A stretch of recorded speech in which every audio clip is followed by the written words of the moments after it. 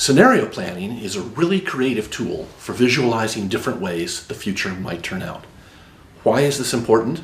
Well, if you're a manager or anyone responsible for the future success of an organization of any kind, you're formulating strategies today that you hope will make your company more competitive in the future. The problem is nobody knows what the future is going to be like.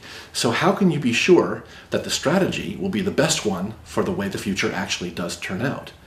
In my book, what I say is that before you sit down and draw up a strategic plan, you should first spend a little time exploring the different ways the future could realistically develop. And the best way to do that is through a process called scenario planning. By going through this process, you'll be more aware of how different outcomes are possible, and so that makes it possible for you to make more flexible strategies. And you'll be better prepared for whichever future actually does come to pass. I think it's important to emphasize that scenario planning doesn't try to predict the future. I mean, nobody can do that. Instead, what it does is it gives you a framework for exploring how several different futures could each develop, and each one should be completely plausible depending on how certain key trends and developments continue to unfold. By following the scenario planning process, what you end up with is not a prediction or a forecast, but rather a portfolio of 3 or 4 possible future landscapes that you might find yourself competing in the future.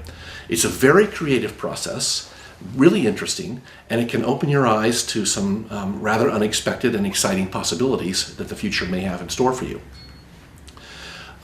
In my book, what I do is I take you through the scenario planning process step by step. I've also included 4 case studies that show how different types of organizations have used the methodology to get a handle on how their future business might unfold. And so the book has a very down-to-earth and very practical element. The last part of the book is devoted to some questions that I think are interesting to contemplate for the future, worth thinking about, not really predictions, but more food for thought. So I hope you enjoy reading it. Thanks for watching.